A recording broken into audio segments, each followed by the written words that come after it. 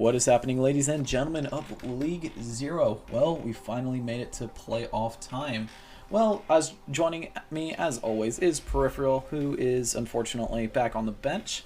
Man, I physically cannot attend games. So, yeah, but also no. Fair enough, fair enough. And in typical Geo fashion, they actually got the Flex Support Role Star. First one being the name person that we shall not name, and the second one being Veer slash Flank Iyada as the MVP actually. And the third Geo Flex Support Role Star is Frick Draina. Hello, people. I'm here. Yeah. Hi. All right. Yes, that is a lot of speaking, and we actually do have the MVP of the entire division. He definitely did MTD a lot of people here. The only people he did not MTD were a couple of new main tanks for Fortunate Sons. We got Gordo. Two-timer. That's it. Okay. Two-timer. Wait, what was the second award? Well, technically, I would have been main tank roll star, but we're not gonna. Oh, yeah, yeah, Okay, yeah. so why don't we go ahead and name off like the accolade sheet like Super does? So we have a main tank Roll Star, main tank Novice here. MVP. I mean, oh, what else we got going here, Gordo? Huh? That's it. Yeah, that's it. All right, so that's it. Damn. So correction so far. Okay, but anyways, we did have some games a couple of weeks ago. We actually did take a break. For those of y'all that don't know, since Intermediate has double the teams of this division. They had their playoffs last week, so these were a couple weeks ago, and Wisdom Academy took a swift 3-0 over Fortunate Sons, and Rio did redeem themselves against Geometric, taking a 3-1. The player of the match for Wisdom versus Fortunate Sons was Golden Apple Guy, aka Gag, aka main support role star, Golden Apple Guy. And the player of the match for Rio versus Geo was Trigger Happy, with the honorable mentions being Jer and RQT. All right. First game I want to go over is Fortunate Sons versus Wisdom, and Fortunate Sons was trying a lot of new things with their roster, more specifically their main tank, and so they actually sat down or put Red Knight on the bench, I guess you can say, and then they brought in. They brought in T-Fast on like Reinhardt-oriented comps, and then they also brought in Maverick on ball comps. So, Peripheral, what were your thoughts about like what you saw, especially considering that this is not the same Fortunate Sons that we have seen at the very beginning? I really am not sure if taking out Red Knight was the right play. I mean, if it was for strategic reasons, that is. I mean, if he couldn't come due to IRL reasons, which, you know, some of us might know what that would be, but I really don't think subbing out Red Knight was the play. Like, yeah, he did get disconnected a lot, but, you know, is that really his fault so much as it is the team's inability to play with him? It kind of raises some questions, but ultimately, like, you're playing against Wisdom. It's going to be very hard to make it a close game.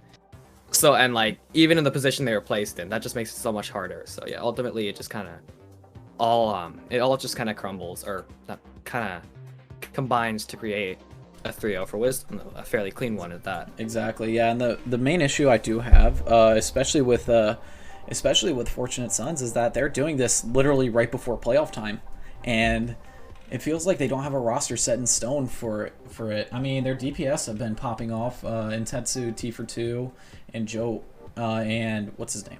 I keep forgetting. Who Joe Razor. Yes, Joe Razor. Jazer. Yes. Valerie. And Valerie, yes, DPS. Valerie. Vespi has been looking phenomenal on the off tank. So if they, Everyone is. yeah, so they definitely have some win conditions. The problem is they just need to iron out their main tank situation. If the path they did go to was like Red Knight, I guess you can say, on the bench now. So, frickin' Gordo. Obviously you two did not participate in this game, but what were your thoughts about what you saw from Fortunate Sons versus Wisdom? You first. What? You first. I mean, yeah, sure. They were kind of at a little bit of a disadvantage with T-Fast and Maverick not being in, like, you know, the main rotation for all the other games or whatever. But honestly, I do feel like if they both get more playing time in scrims and matches and games or whatever through playoffs, and they probably could be the difference in actually winning maps and winning games, because honestly, I feel like T-Fast not playing like Turbo Inter and pushing shift off cooldown really kind of helped their DPS do more and be better than they were before, since, you know, they didn't have a main tank in the backline pushing shift off cooldown and talking about his girlfriend all the time. In Red So- Knight's defense, he only did that for one game, but yeah. Yes, yeah. was I actually still feel a like it's hug. better. Yeah, well, fair enough. But Frick, what were your thoughts about what you saw with the game? I mean, honestly, it really didn't look super close because Wisdom is probably like cemented themselves as like one of the best teams, if not the best team in Novice this season, because it's all like the synergy they have and all like the general just like how good all their players are and how they work together. But it seems like they don't really have. I'm not saying Red Knight turbo feeds, but I will say he has his moments where he kind of turbo feeds.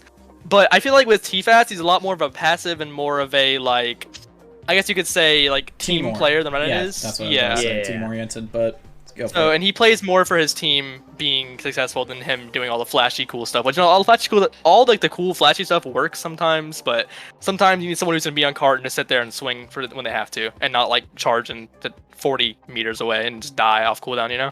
Yeah, Yeah. I totally get that. And honestly, like Emily coming in on such short notice, like she's actually been really good on the flex support, like in being Yeah. and Pretty considering that, considering what Octo, what we expected from Octo, there must be something going on with him. Like, I'm generally concerned for him. Octo, if you're watching, hit me up. Please let me know if you're okay. Because I think it was out of state for a few weeks. I don't know gotcha. what happened after That explains it. That explains it. Okay. Yeah. All right, but yeah, so, yeah, that obviously that's been a pretty big step back for Geo, but Emily has been a phenomenal replacement. And, Geo, yes. yes, and fortunate son. Look, I get him all mixed Yeah, up. man. I'm sorry. Wrong team, It's man. fair, man. I Look. forgot which team Red Knight was on a few weeks ago. Yeah, it's all good. Which, you know, But- kind of hard. I forgot what team you were on there, buddy. Well, anyways, yeah. So player of the match, Golden Apple guy. Obviously, great main support player. Kept his Chad, and yeah, Deserved. exactly. And anyways, next matchup we did have Rio versus Geo, and interestingly enough, we actually saw some more players come in from Rio. Instead of Senile, they decided to put in Trigger Happy on flex support, and he performed phenomenally. Obviously, good enough to get player of the match. And Jer also saw a little bit more playing time because he's been great on other like roles that RQT is kind of slacking in, even though RQT is still a great flex CPS. But Jer is always there to like pick up certain heroes that RQT cannot for some reason. So good on him for winning honorable mention. And since y'all didn't vote Jer, I'm very upset. I will find you. But yeah. So Peripheral. I mean, yeah, I was not there for the game, as I had some IRL stuff going on, but it happens. I only caught Anubis, and I mean, I do think a lot of this game was Trigger Happy was playing so well. Like, compared to Senile, like, nothing against Senile, but Trigger Happy is just way better. And it kind of shows, as I feel like it enables Gordo, well, I mean, yeah, Gordo's here, but so he can give his own take on this. But I feel like it enables him, like Trigger being a more competent flex support, and maybe even just like an outright cracked flex support, enables Gordo to play a lot more aggressive than he normally would. And in turn, that kind of enables the rest of Rio to play more aggressively, which makes them harder to play against, especially when you don't have as much experience or you don't have as much game tape of them playing this hyper aggressive style. And then the same thing kind of applies to Jerry coming in. He's a different player than RQT. He plays different heroes and maybe has a different playstyle entirely. So it kind of makes them a little more unpredictable. But yeah, so honestly, RQT has been phenomenal all year too, and obviously Gordo has been phenomenal too. I mean, considering he won MVP, go for it. But yeah, honestly, his team has been great. Like, he's been making space, and his team's been taking it and helping him make space as well. So Gordo, floor's all yours. I will say that honestly, that game was kind of more of an experimentation kind of thing, because it was Geo, right? I mean, I'm not trying to hate on Geo or anything, but we knew Okay, that we dude, couldn't really set ourselves into a worse position, like seeding wise for playoffs, if we lost. So we kind of just wanted to see what would happen if we replaced Senile, and if something happened with RQT or whatever.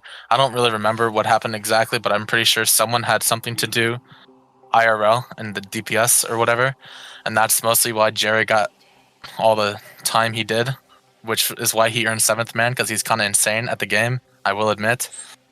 But Trigger, honestly, is a different pace from Senile, which honestly I think helped us be better a little bit, maybe.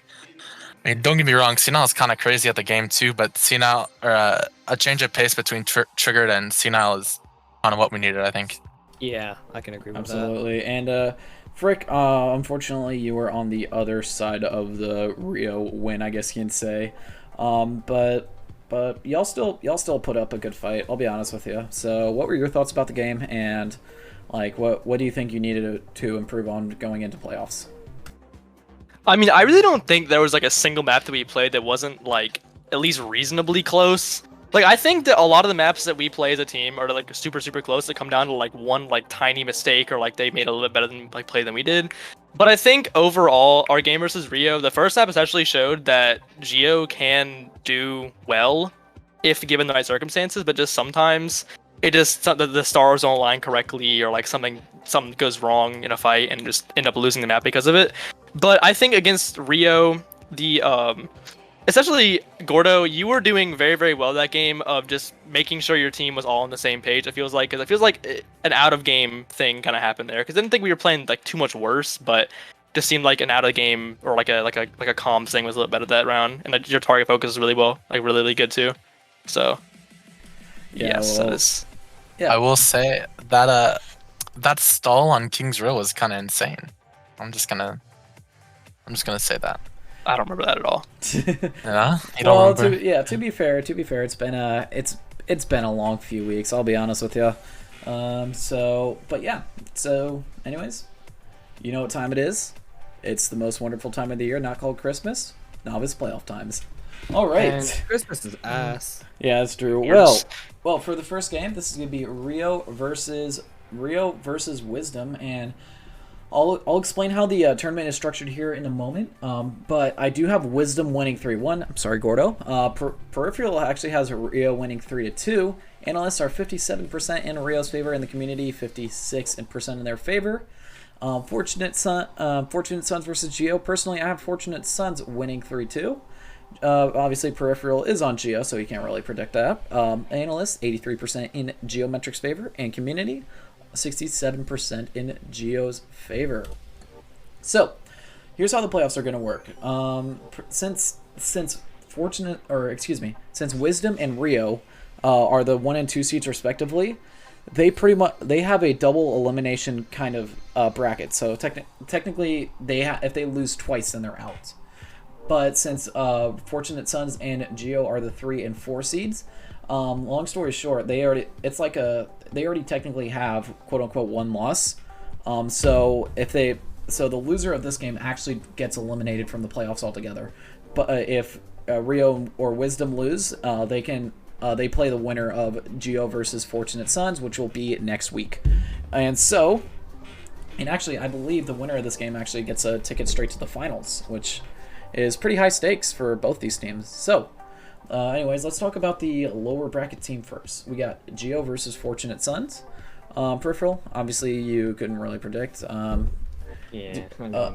I'm sorry. Sorry about the 3-2, but honestly, this game, I do think this game is going to come down to the wire. There's going to be a couple of big plays from a couple of players, in my opinion, that'll really bolster it in one direction or the other. The only reason why I picked 3-2 Fortunate Sons is I literally asked Siri to flip a coin, and I said heads for it. Yeah. And that makes sense. And yeah, it's Very precise and accurate. Yes, very precise and accurate. Granted, it's worked for me in the past, so don't complain. But yeah, so Peripheral, what are your thoughts about the game? And are you a little bit nervous going into it? I mean, like you said, it's gonna be really close. I do think we will have. Okay, well, I guess I can't. I'm not sure if I can say that, but I think we'll be able to play. I think we'll be able to play a more complete game than we have these last few weeks. We'll be able to play truer to our original, like this. We'll be able to play more the style that got us our win over Rio. And I think ultimately it's gonna come down to the wire. I do think there will be a significant part of this game will be dependent on the main tank matchup between Puffer, B-Ball Man 69, the goated name, and between them and Maverick and T-Fast. I think whichever side comes on top in that will do a lot to swing the tempo of the match. I also think it depends somewhat on how much Fortunate Son's DPS can pop off, and also if Octo's back. Because even if Octo is back, I think Emily's just playing so well that they might just want to start her over Octo at this point. And yeah, I mean, it's gonna be a close game. I think it could go either way, like you said. It may just be a coin flip differential at the end. Yeah, exactly. And we do have a player for Geometric, as you know, the Flex Support Roll Star in Frick Drana. So, Hello. but yeah. So like, what do you think? So, what's your game plan going into this game? Because obviously, you guys did technically lose to them a few weeks ago. So, what are you gonna do in order to, I guess you can say, redeem that loss? Well, I believe that Geo this week will be having a vital piece coming into the game that is more known to League Zero than some of the things we've been doing before. And I think that we may have them beat on a lot of stuff. I think it's going to be a big surprise for a lot of people because we've been doing a lot of work in the break weeks and all of that and all the scrims we've been having. And we've been doing a lot of work into a lot of more fundamental stuff and just understanding how we work as a team and working more on our teamwork than our individual like player skill, I guess, or like mechanics and stuff. We've been focusing more on a lot more teamwork oriented stuff, and I think that it's gonna be a lot. I don't think it's gonna be close as I think it's gonna be. I think that Geo can definitely get a pretty solid win here. That's not like a super close down to the wire last fight last all kind of deal. I think it's gonna be a lot closer. Yeah. A lot less close, I bet. Oh, okay, fair enough. And I was trying to keep that secret, and you really just went ahead and spilled the beans. Like, Well, it's well, really a to- secret. hey, Like, to be fair, half to of be League fair. Zero knows her. Okay, well, Oh. I mean, Okay. yeah, but at the same time, yeah, you know what, whatever. Question. Does she main Reaper?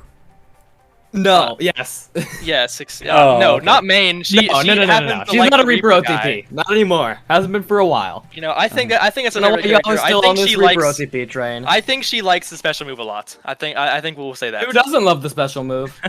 That's very true. I mean, he does have one of the best special moves in the game. He does have a couple of revolvers, that 3 to 4 shot heroes as well. So definitely a great pickup. So Always Gordo, a good thing. Exactly. Well, Gordo, obviously you are not playing in this game because you are playing in the other game. But what are your thoughts about this game? And do you see Geo upsetting Geo redeeming their win or redeeming their loss against Fortunate Sons this week? Yeah. This time I have 3-0 metric, but in this time, geometric is a 3-0. Yeah, my man. It just comes down to the main tank difference, honestly. That's it. He's on the hopium. Gordon. I love you, Gordon. Thank you. He's on the Geo hopium. Let's go, Geo, grab your hopium. You're gonna need it. But bro. I'm already addicted. I'm built up a tolerance at this point. I can't even. Harry Briggs so freaking good, man. all right, so I wish. well, we got game number 2 which is, in my opinion, the key match of the week because the winner of this game gets a free ticket to the finals. Oh, do they? Yeah. Oh so, wait, no, yeah, they would. Yeah, they would because technically, So technically, I guess you can say it's the winners finals, and so they'll get a free ticket, and we got Rio versus Wisdom. Okay, this game is gonna be super intense. You have I guess you can say a slightly more passive team in Wisdom versus a slightly more aggressive team in Rio. And these two teams have gone back and forth every single time they played. I mean, except for the one time where P-Bach was literally playing on a dying laptop. Poor, rest in peace, poor soul. But No. yeah, it was long story short, it's been relatively close every single time. I believe the last time these two teams met, Wisdom did win 3-2. So this is gonna be a huge test for Rio to see if they can I guess you could say undo what Wisdom has done. So, Peripheral, what are your thoughts about the game? And who do you think will be getting a free ticket to the finals? All right, I got some hot takes. So first off, if they keep playing trigger happy, I think Wisdom's just gonna get rolled. Well, actually, I mean, I guess they won't get rolled, but Rio's just gonna be Gordo and Rio in general are just gonna be enabled to play so much more aggressively, and I think that difference between trigger happy being in and just the hyper aggressive playstyle that I'm expecting to see, and that just enabling Gordo to pop off even more is just going to lead to P-Bach getting MTD'd to all hell and back, and Rio ultimately taking the win. Like, Wisdom's DPS and Wisdom has insane players across the board except main tank, and Rio's best player is arguably their main tank. He's MVP for a reason. So I really just don't see that stacking up well for Wisdom, and ultimately, with the advantages that they now have with Trigger being in, I said it already. I think Rio's taking this. Yeah, honestly, I kind of agree. I can agree with you. If they do play trigger happy, then Rio is definitely could be a very, very scary team in the playoffs. Like, I'm kind of getting some season 2 geometric vibes, if you know what I mean. Oh yeah. Yeah, I do not. Wasn't Tifa saying he was expecting to fall over last week? Kinda, yeah. But yeah, we'll see. But yeah, so It's gonna be one of those. But yeah, so I'll get to Frick Drana before I get to you, Gordo, because I know you have quite a few words to say. Well, Frick, what are your thoughts about this game going forward? And if you were to win, who would you rather see? Or who would you rather play next round? So if we won the FS game, who would we want to play against next round? So who do you want to lose? Yeah, so Who do I basically, want to lose? yes. Well, okay, so I think we have kind of bad luck against Wisdom this season because it just always happens. Like some really, really unfortunate occurrence happens and goes down. So I feel like I kind of want Rio to lose. Not because I think they'll win the game, but if I had to choose, I would say Rio would want to lose. 'Cause I feel like Rio's a lot more, not easy team, but more like regular team for us to go against. What happened the second time? What do you mean? What bad event happened the second time we played them? Oh, I don't know. Playing them, maybe that might have been a bad event, you know. Yeah, that's some copium. Get out of here. All right. But okay, so my actual preds about the actual game itself, though, I think that it'll be like a 3-1-ish in Rio's favor because with Trigger Happy, and it seemed like Rio played a lot faster tempo. And like in the game they played, I feel like they played a lot faster tempo, and they were able to just kind of do more with what they have. Because always as you all know, like RQC likes to walk in aggressively. So does Sammy. He's a really aggressive player. Gordo, really aggressive player. So I feel like with a more aggressive and more, aggressive player, they'll do a lot better at flex support, especially. Okay, well, Gordo, this is your time to shine. You win, you get a free ticket to the Novice Championship. You lose, you're not out of it yet, but you will have to claw your way back up in order to get it. So, what are your? Let's hear your words on what you think about this game. Gordo, talk your shit. Let's go. I think it's the honestly, I would say it's the preview for the finals. Preview for the finals, although it's a clash of the titans, one might say. But even I already know their game plan, dude. Oh my god, let's wall off Gordo and then focus him. And oh my god, Gordo is so bad when he gets walled off aggressively by a main. Just in general, dude. And then I know P-Bach. Oh, I'm on my laptop again, guys. Walled off Gordo so you can win. Like, that type of, whatever. Just hope RQT doesn't Very wall you accurate. off. I like it. I'm just saying, I know if we play the way I know we can play, we're going to 3-0 roll.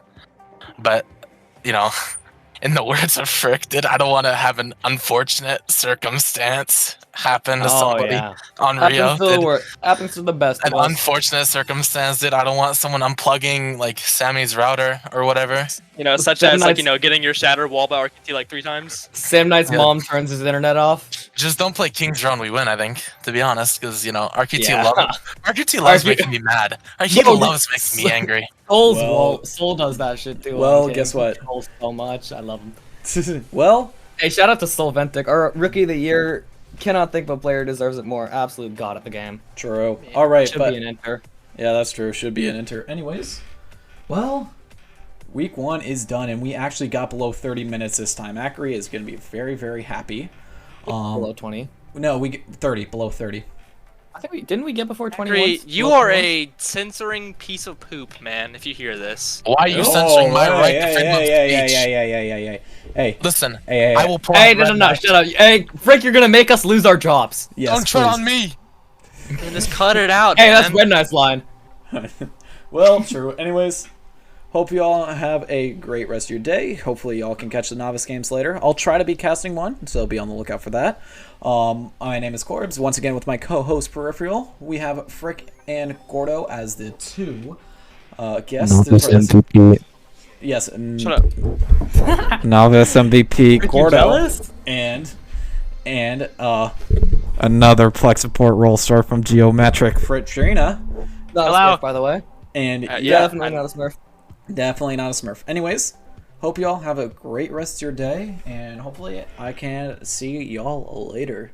Welcome everyone to the Intermediate Countdown, week whatever it is now. It's been so long. So long, it's like Nam. And it's playoffs time, baby. We have some games to talk about, but this week I'm joined by my co-host, Jeff Bott. I miss Ranter so much. Why? Wow, I'm hurt now. Oh I missed one, and now okay, fine. Throws off my groove, and we got Laser from Exodus. Hi. And Epic Shock from Tenacity. Hello. Was Rancher's intro that much better than mine? No. I'm hurt now. I was gonna say it no matter what, dude. I was gonna say it no matter what. Rancher's intro probably involved wanting to start a cult, so you're probably good. Probably. Honestly, it sounds like Rancher. But Yeah. let's jump right into the games, y'all. Alright. First game we're going to talk about is Tenacity MI6, which was 3-1 in favor of Tenacity. I'm going to say real quick, my thoughts on it is like, from watching, I thought map 1, like, Tenacity should have just won, but kind of threw a little bit, in my opinion. Yeah, I mean, so I think some of the fights were definitely winnable for Tenacity, especially like Control Center. I don't know how MI6 pulled out Control Center. Yeah, that's the thing, like, I was confused. Jeff, anything you want to I mean, I think, Wasn't it just clutch plays on Control Center? yeah, I think Like- so. Yeah, I think it was individual It performance. was like a more than team. 99-99. Tenacity over. I mean, to be fair, Tenacity also, had moments on King's Row where they looked shaky. I think after the first attack, it was right. Tenacity had like a minute, and MI6 almost had 4 or I think something. they did have 4. So I think they had like, four, yeah. it was MI6 was playing well, but I mean, obviously this is your team, but I think Tenacity just seemed to turn it on. And when it came to other comps rather than the Brawl, yeah, it looked a lot better. Epic Shock, I mean, you were in it. What do you? No, I wasn't there. I Oh yeah, watched it. you I weren't wasn't there, but it's your team. It's your team. I watched sorry. it after the fact. I was doing a scrim for Yeah. another team. Any thoughts on it, or like, I guess. I'm disappointed that we lost map 1, but I'm not like disappointed at the players. I'm disappointed like at the team as a whole, because I think that honestly, watching it back, I think that we thought so much, like overthought, like what we were doing, that it just made us play dumb. If that makes Yeah. sense. overthinking is such like Like- an easy thing to do in like, especially at this level, because like people are like trying to be big brained when it's still Diamond to Low Masters Overwatch. Yeah.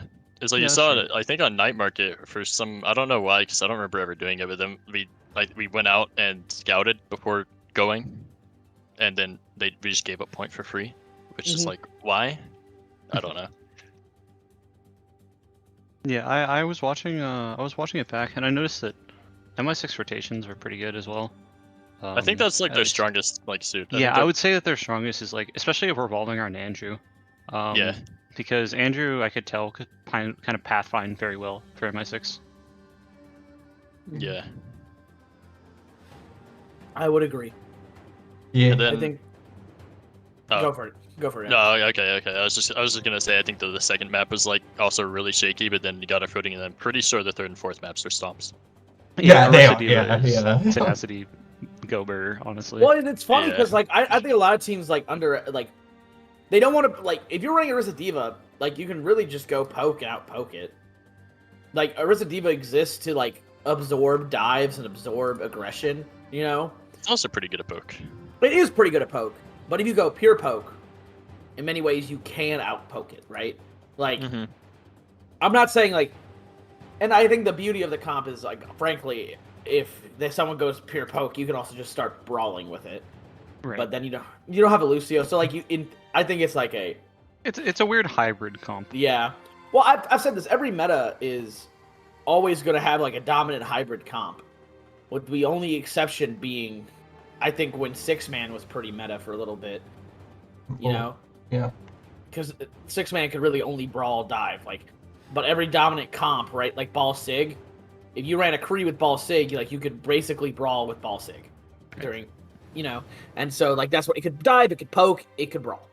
While 6-man didn't really do that. And that's the only kind of like it wasn't even a hard meta. Like every hard meta has a hybrid comp that can do like all three like archetypes. Yeah, I remember when like Shadow Dive or old 6-man with Reaper Monkey Diva was a thing, and I remember playing in that. It was just like it was a weird hybrid of dive abilities but brawl play style. That's still like But current you- 6-man. Yeah, I guess it is still current 6-man, but it's less It's definitely easier to counter. now. monkey. Yeah, I guess it's less just like ape onto a target and more of like staging engages. There's a lot of like tracer swaps. Yes. You don't usually. I think you want to. No, it doesn't matter. Yeah. I don't want to just like go off into fucking It's big braining coaching Overwatch in a show. Like I don't know why. I mean, if we did, Jeff and I could talk for hours. It's exactly. That's why I don't want to. interesting, but talking about other comps oh wait, players of the match, right? Did we talk about those? Ravioli. Oh yeah, play the match. Yeah, I definitely scrolled away from the graphic because I definitely forgot. It's Ravioli. And then Oats and Opa, honorable mention. Yeah, it's Rollhawks. yeah. We got it. Has Swirlhack played a map like this entire season? I can't recall. Yeah, no, I can't either. I think I haven't after seen we his name lost on the tier map lists. to capitalism, we were like, we don't want to drop another map, so we just like stuck like main roster for everything. Fair. Yeah, so then you got 3-0'd. But Unlucky. unlucky. I had to. That was almost full roster. But, Let's And Rav the flex support.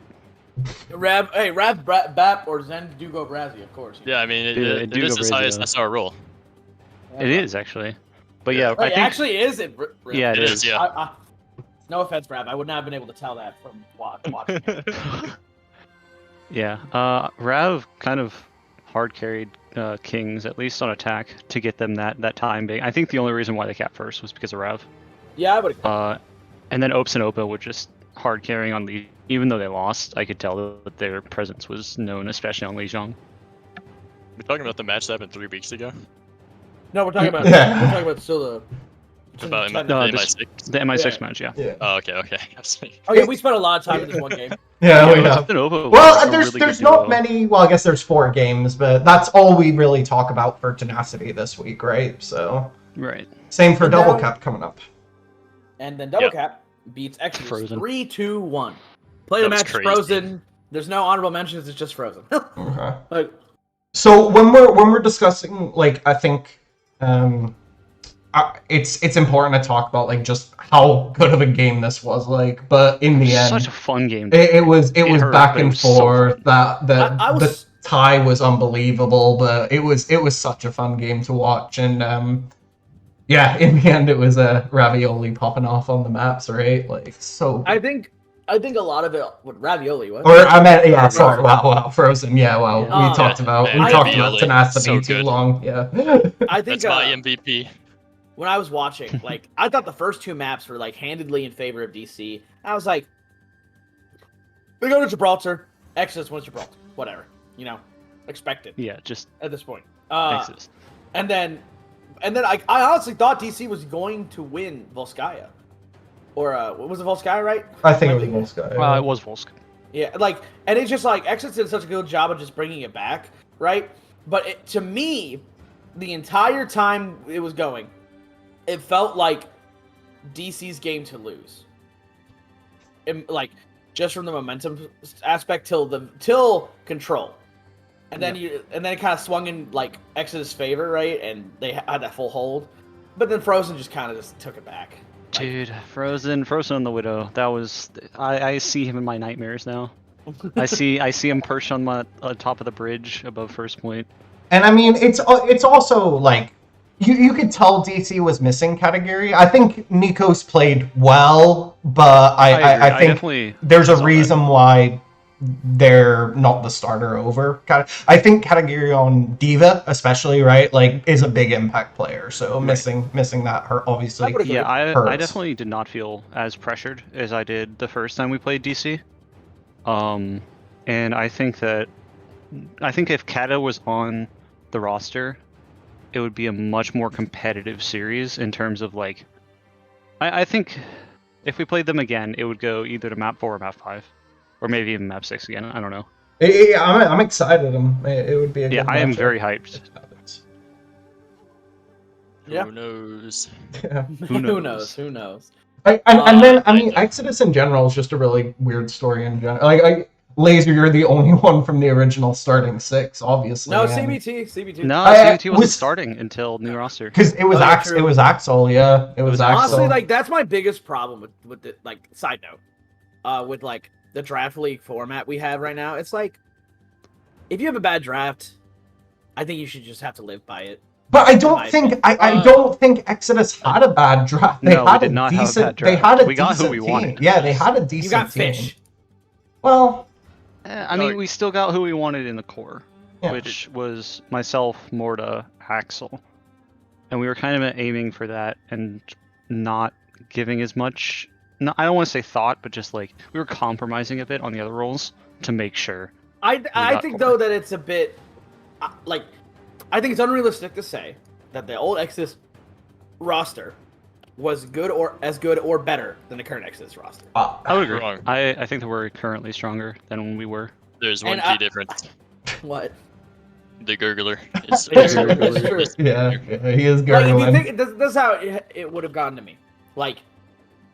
And also, like, this is not like a bash on Exodus or Vitalize or any teams that did that this season. Like, it's not like, obviously you're working within, like, the format of the league. Yeah, right? the rules of the league. But it's just like, it's my own personal beef with, like, draft leagues in general. I do think it's somewhat impressive that like you're able to get a group of players on, like, in 2 weeks and basically rebuild the team and have them operating like this well. Like, it's, you look at Vitalize, like, I think Vitalize is better than they were, but I don't think they necessarily looked like a good team. I think it's impressive that Exodus has been able to, like, still build a very competitive team this quickly, right? Yeah, like, and I think a lot of that goes out to our managers and our coaching staff, because, like, as much as people have said that they were, part of the reason, and obviously they all had a part to play in the issues. I mean, didn't Amorta really spell it out that it was the reason? Yeah. Personally, I haven't had issues with them, so I can't speak to that. But I will say that I've gotten all the coaching I need, and I've never had issues with management. So I think it's a mix of players and management having disputes more than just the management. But even if the management was at fault for how we kind of blew up, they were also the reason why we were able to come back and kind of make that turnaround mid-season. Yeah, that's fair. And again, like, I would say though, like, for the bad draft thing, yet, like, I still think the original Exodus draft wasn't that strong, but at the same time, like, meh. It's I don't know. Yeah, well, the issue is we didn't get to see play. Yeah, we didn't get to play the top teams. You didn't play anyone real, bro. Exactly. But also, then you also went to map 5 versus Papega. Cap. And Papega. I think it was a 3-1. I think it was 3-1-1. But oh yeah, that's right. Still that went to was map the 5. week that Morta and I weren't there. Was it? Yeah. That Are you was. sure? I think that's the only reason we went to map 1. Unlucky. I know Shinsei played, but I thought you were there because I Nope, remember. I was not there. I was in DC with Morta and Noel on a trip. But either way, it's just hard to think about and like it's just like yeah, I can side definitely note- tell the difference. of the, you know, the tale of draft leagues. You know. Anyway, so really good game though. It was an absolutely fantastic game. I don't think we went over player of the match, which was I said Frozen. I said- Yeah. yeah, obviously Frozen. Frozen. Yeah, I mean, I think Frozen. Anyone in like their right entire, mind. I think it's the entire theme of the I don't know, man. Did you conversation see has been Pongo? Frozen. Yeah. Pongo, Like, actually, I do want to Pongo shout out did- Every player of the game. match this week is just like DPS hit scan. I'm pretty sure, right? Like, No, toxic. Toxic flights. That's right. Actually, also Matson got player of the match, and he pretty much only played. He Pharah played versus Pharah. MI6. Yeah. He was Oh, on Pharah okay. one trick. Well, never mind. All right. Well, talking about Matson, right? Oh yeah, but Mortal Wombat beats Mortal MI6 Wombat? 3-0. Yeah. You know, breaking out the ball comps now, with the Tyler main tank and the Matson God. Pharah. Scary. Scary, bro. Scary things. You know, actually, of the two brackets that were created last week, mine is still intact for the perfect bracket. Mhm. So we'll see. We'll see here. It's not gonna say Yeah. anything. Honestly, the second half is kind of whack. I mean, like, okay, so well, I'll get to that in a second. I don't think there's really much to say about the MI6 Mortal Wombat game. It's kind of just I like think there is. I was a little disappointed with Mortal Wombat. I think some of those maps were too close given who was playing on like last and the comps they were running and like what was but I also think that's a misunderstanding of how the comp plays versus Brawl. Like inherently, Mhm. like because they ran Brawl and on Kings Row, right? Like you are gonna get to certain parts of the map where the ball is just really hard to break, which you saw that on third, right? Like you are inherently going to give space to that, and it's also like all Brawl has to do is die on cart and they kill time. Like if you look at fights won, MI6 won barely any fights. If you look at the time bank, sure. I would say the one that was too close for comfort for me was the control map, Lijiang. Mhm. That was what was too close for comfort for me. But Really? yeah, I mean Rialto we hard trolled. Like Ian and Monty literally got on a boat during our attack and just floated away for a Yeah, I solid saw 30 that. seconds. Like That's like normal money play though. Yeah, That's not I troll. mean, well, that's an issue within itself, you know. I'm kidding. But I like mean, half kidding. I get what people are saying, or not even people. I guess you are saying, Oh. Jeff. I'm people. Yeah, you are. I just would say, like, inherently, ball comps lead to scrappier fights. And if you have a team with any type of coordination whatsoever, which, like, you still have coordination, right? With MI6, you know, that it is still, able to take space versus a brawl. I mean, a ball comp. I'm Not- lost. Yeah. I get what I do get what you're saying. I mean, Mortal Wombat obviously looked good at the ball. Like Tyler obviously played it really well. Not having to play Monty on ball is probably a good thing for the team. Not saying Monty's ball is bad, but I think Tyler's is better. And I think definitely looks like a better team. But you know, I think MI6, especially this game, was one of the weaker teams in the playoffs with the lineup they were running. I agree. So I'm still interested to see how Mortal Wombat handles, I think, more coordinated teams and better teams, honestly. I mean, we'll see, because, like, it's also different prepping to go into, like, a team that one-tricks Brawl versus prepping a team that does anything else. Yeah. Yeah, plays like a literal wheel of comps, like us.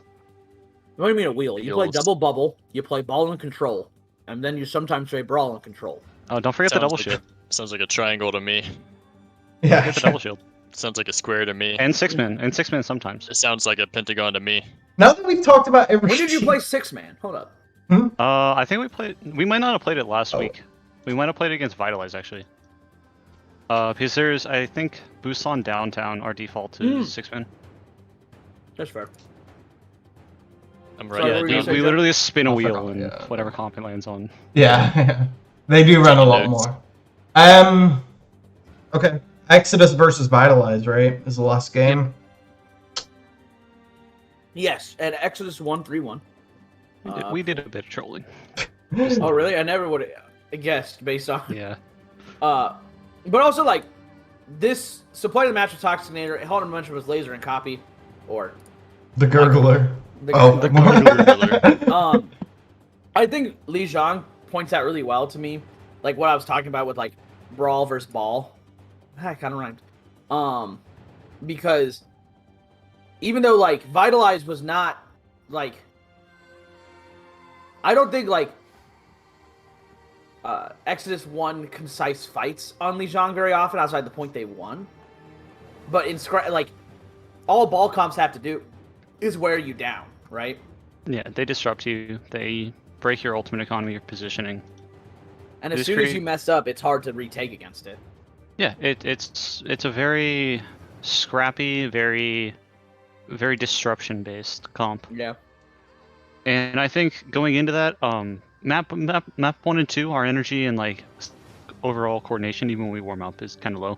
So I think we struggle against ball. But after we get adjusted to it, it's less of a threat because we get to play together. Yeah, that's fair. I mean, like, I think a lot of people overestimate ball personally. Like, I've had arguments with Tyler about this when he wants to run balls. Like, I think, like, that there's still plenty of places where, like, 6-man and Brawl are very good, right? Because the thing is we're not going to execute ball perfectly 100% of the time, right? I mean, even in Owl, you saw, like, bunker comps do really well, too, you know, with the Orisa Diva. Yeah. So, Also, if you Yep. full one trick at comp, you're just gonna run against a team that one Learn- tricks the no- counter comp. Exactly. Yeah. Knowing comps and counters is really important when the meta is so like fluid right now. 100%. Unfortunate. I mean, I think Vitalize looked good overall in the game. Like they didn't look bad. I don't think it was a complete like it wasn't completely disrupting. Obviously they're a good team, but I think just Exodus works better as it understood their win conditions, positioning a little bit stronger, and I think movement worked a little better, and overall like it's gonna lead to like just winning maps, right? They look better than that Yep. Dot Police team. 100%. that's true. Yeah. Whatever happened to them? I mean, they did Yeah. the funny. They just signed, like, They did all the new funny players. rebrand thing. For like one game, right? Like the last game of the season essentially, and then playoffs. It was 2, wasn't it? Was it two? No, they won versus Pega and they won versus Mortal. Yeah. And Did they have Right, Joel in the playoff game? they did not. Jolt and Ant both did not come. Mhm. Oh, So they ran like, and they didn't have a flex support after map 3. They had Gum Sauce for flex support after map 3. Oh, I mean that's not. Gum Sauce good. Yeah, But Gum Sauce ain't bad. Yeah. So like, it was definitely a weakened Vitalize, but to me, it's like playoffs is like you gotta deal with the cards you're dealt, right? you gotta be ready. Yeah. And Yep. I think it So really it's goes to everyone's shows trying like the hardest. how deep teams are. Yeah. But I think Yeah. in general they were, and the players weren't too invested. Like this team was basically all new, right? Like people who signed up, joined last minute. Like the absences suck, but it was people who kind of like joined a team last minute and just help out, right? Like so, just unlucky. Yeah, I mean, Yeah. Vitalize is one of the teams that voted for a break. I think honestly, like, now we go back and look, Mhm. the voting was just so scuffed for like if we had a Yeah, break. and if we played I 2 was games. not in the chat, but I've heard that it was a tie and then just instantly went to a no break. Pretty much. Yeah. And like what happened? Well, I mean, like the admin said that the default was no break, Okay. and so if the tie, it would go to the default, the original decision. The only reason Advanced and Novice have a break is because they all voted for a break, right? Oh. And Yeah. I so They have a bit different situation than us though, because I mean, they have 14 half the playoffs teams, takes a yeah. lot less. Yeah. I think it's Go to what, no like- break. It takes the same 3 weeks because the Yeah, way it it's works. what out. 1, 2, 3, 4, 5, 6 games total. No, I think You know less. Maybe 1, 2, 3. You No, know, 'cause six. it's Yeah, two six, uppers. six, yeah. Yeah, six. Yeah, it's 6. 6. So, but what I was gonna say is like, yeah, I went to the default, like that happened, whatever. It was just funny because like, I think that looking back, people like didn't really know who they were voting for, and I found it funny that like Exodus voted for it when you guys were missing like Kate. And Yeah. like, So I think part of our decision is the fact that it doesn't matter what week we take a break, or like what week we're missing. you're missing someone. Missing. You're kind of cut out. Yeah, I'm having some. Really? Yeah, you weekend. But yeah, so we're missing Toxic this weekend. So Okay. it'll be an interesting one, but it's next man up, honestly. Who do you? Who does Exodus play first? Yeah, I mean, we play Wombat. Play one. Yeah, that's a good segue Yeah. into the games. So Yep. let me go over the bracket we have real quick. Mhm. As I'm chewing my beefy 5-layer burrito. Well, I'll start with my bracket. I'll start with my bracket, and I'll Yeah, talk let's go about my first. bracket really quick. So Tenacity double cap, I have it as a 3-2. Nev has it 2 Tenacity, and Nev has it as a 3-1-2 Tenacity. So I mean, we'll just touch on this, and then we'll go over awards later because it's a good segue to just talk about playoffs, right? Like it's the main subject. I think this is going to be a close game. At the beginning of playoffs, I picked 3-2. I'm pretty much standing by. I think this is the higher potential to go to 5 maps. I could see the other one maybe going one way, but we'll talk about that later. So I that's kind of how I think. Nev, you have it as a 3-1-2 Tenacity. So here's my thing. Mhm. I especially think, like after watching the Exodus game, that DC, like they've said it every time. They have a lot of players that are new, that are like they're nervous, they're young, like, and that like you can just look at the other map 5s. They do not do well under pressure. I think. Too. Huh? Capitalism. Yeah, capitalism same way. You're cutting in and out, but I got what you meant, Laser. Yeah. And Fun so I one. just think Later out. Tenacity. I think the first time they play where Tenacity's running like these comps we haven't really seen, which is like the Arista Diva and crap like that, right? That DC will struggle and lose. But when you get into the rest of my bracket, I have faith in DC. Did you go over your lower bracket predictions yet, Jeff?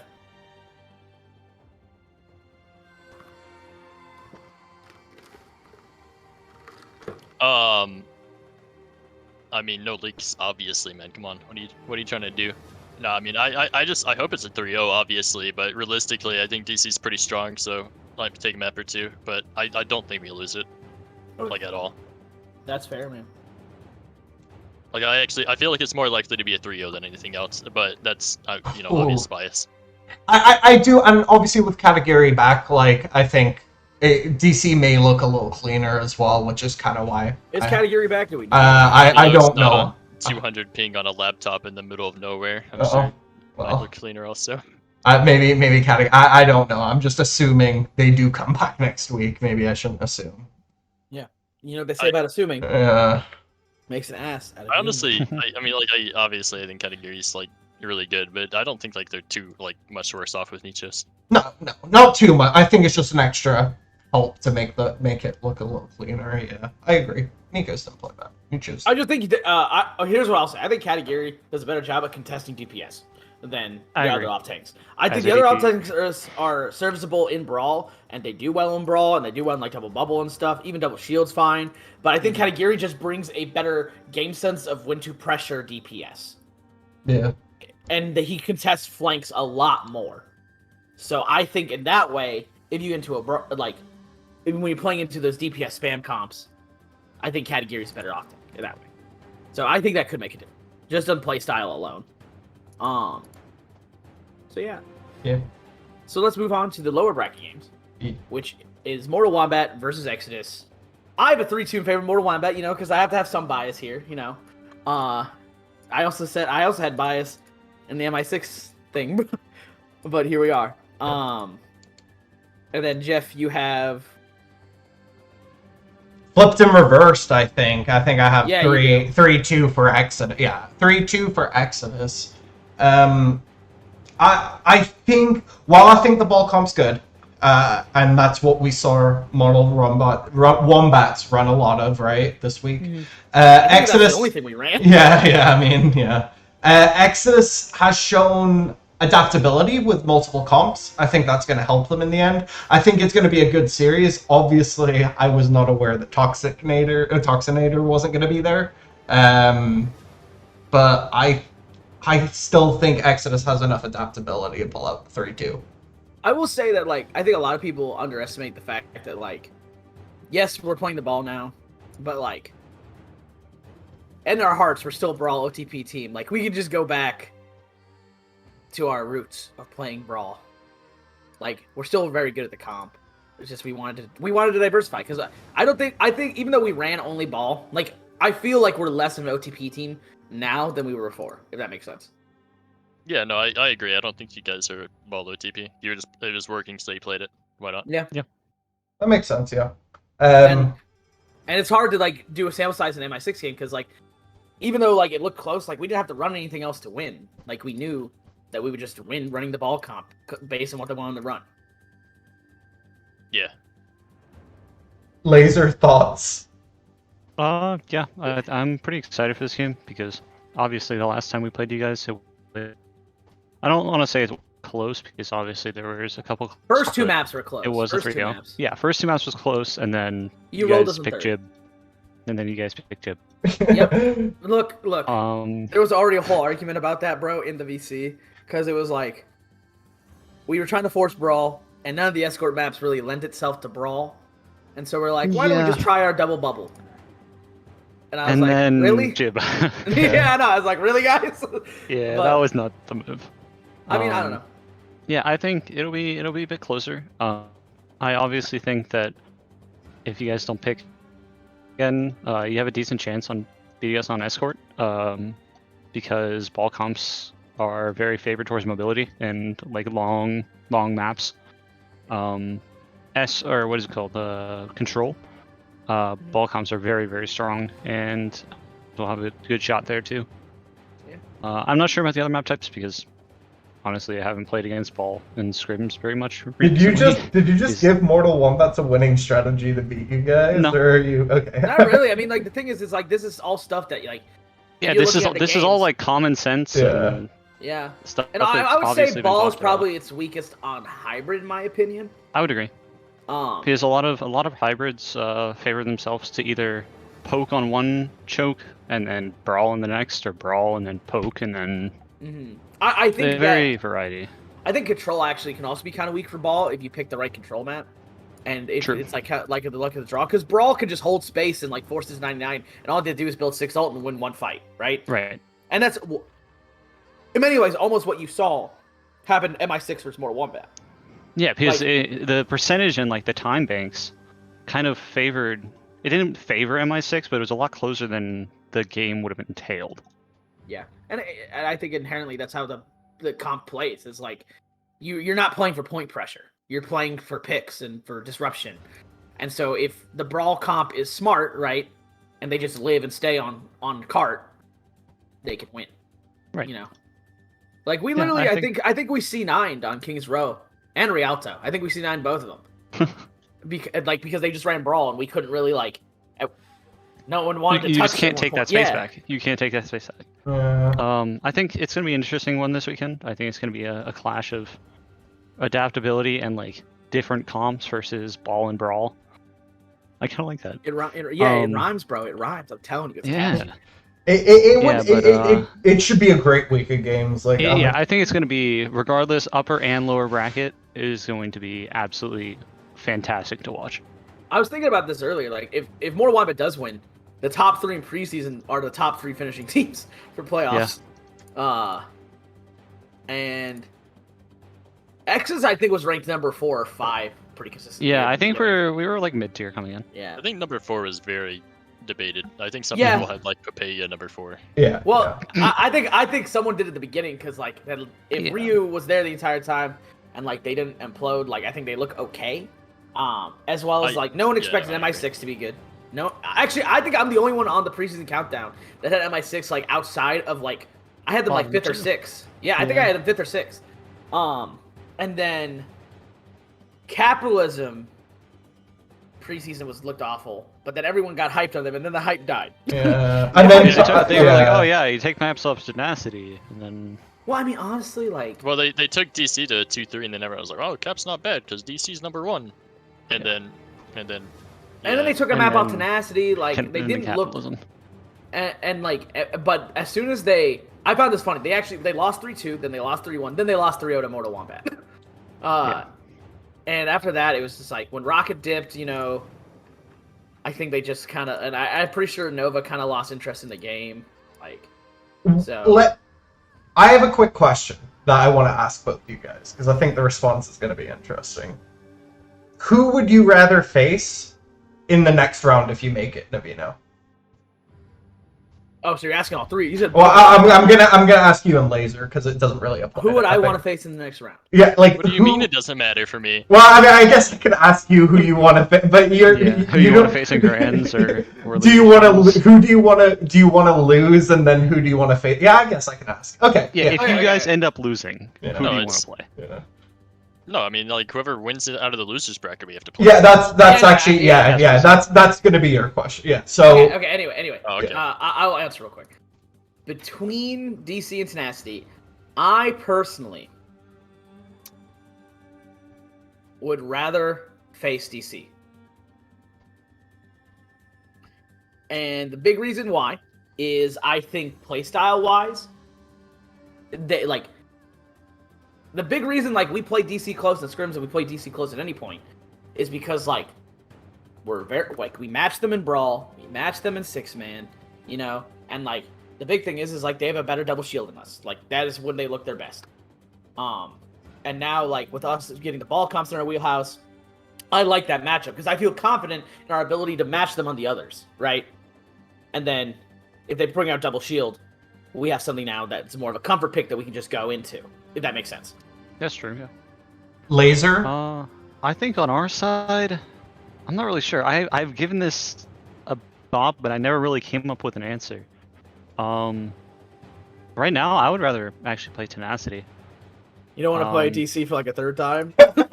Well, not only that, I think that Tenacity is going to be running more ball comps, and if we played you guys literally like the day before, we would have Ooh, some that's practice true. against that. That's fair.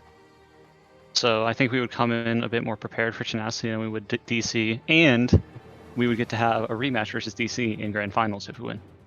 This is fair. Good talking reasons, point. honestly. Yeah. I didn't even think about that. All right, Epic. Who do you want to face in finals? In finals. I guess. Yeah. Just we're assuming everyone wins. Like. Yeah, your scenario is based off you winning. Like Yeah. grand finals or finals? Yeah, it would be fine. Like grand final. Next game essentially. Like, Yeah, if so the you grand win. finals. Yeah, if we yeah. win, beat DC. Yes. You want to play DC again? Oh no, I misunderstood. I mean, I'm dumb. honestly, Okay. I honestly think that we might have the best chance of beating DC twice. Yeah, I honestly think that. Oh, interesting. But I want to beat Exodus because they put a scratch on the record. Yeah, that's true. I don't think I undefeated teams ever won League 0 though, have they? No, I don't think they have. I think Because there was Tokyo some stat Drifters- about that. Tokyo Drifters lost, WA lost when they did it, and now Did and, the advanced team lose or? oh, Powerhouse is still undefeated. Powerhouse, yeah. Oh, I meant last or whoever the tier. No. All the advanced teams last season had, and expert teams last season had losses. Okay. The Alright. only undefeated teams that went into playoffs were Tokyo Drifters and WA from season 2. If Exodus beats Mortal Wombats, do you guys still have Toxic for grand finals? Like that Yes. time frame? Yes. Oh, okay. We what is it called? Actually, I'm not gonna answer that because I don't know how much they've talked about it in manager chat. I actually can I pose a question to you, Epic? Yeah, go for it, man. If you guys were to lose to DC in lowers, who would you rather play in lowers finals? Assuming that you'll play DC again. That would be between Mortal and Exito and Exodus. Mortal Kombat. Mortal and Exodus. Yeah. I don't know, man. I see them as both the same team, honestly. Really? Yeah, just different branding. Same team, different branding. I'm kind of insulted that I'm getting lumped in with Kemi. And man, what is it called? I think I think there was a clip floating around of someone on our team calling you guys a Mickey Mouse team. I feel like DC is predictable, which is like Yeah, what that's true. I think Why makes would we them call it easy. a Mickey Mouse team? And I feel like Mortal I don't know. I'd probably rather play Mortal Kombat than Exodus to win, but again Exodus just because scratch on record. Yeah, Fail. kind That of makes sense. revenge for preseason or I think it's mid-season. easy to play against teams that you feel like you know what they're gonna play. And I feel like we know what X is gonna play now, but also at the same time, like I don't know, you guys are weird. Who knows? You guys are kind I of think- freaky. I think everyone has an idea what we're gonna play. Everyone's gonna play at this point because everyone knows what everyone's strong suits is. Like at DC, it's the Pharah like double shield with like maybe some brawl and 6-man thrown in, right? With like Exodus, it's like monkey comps, double shield, and like you sometimes play brawl and control. But I wouldn't call brawl a strong comp for you personally, based on how your control goes. Yeah. But you can play it, right? Yeah, we and can then- play it if need be. Like stick me and on the then- Kree or the Reaper and just run it back. And then, Mortal Kombat plays the ball and the brawl, right? And Tenacity now plays Orisa Diva and the ball and some brawl. Yeah. Like, Seems like everyone's picking up new comps. I mean, I think the meta is really fluid right now. Like, ball is really strong, yes, but I still am of the opinion of, like, that to be good at ball comps, you have to have, like, a level of coordination and synergy that is hard to get at this level. Yeah. There's a lot of game sense that goes on with that comp.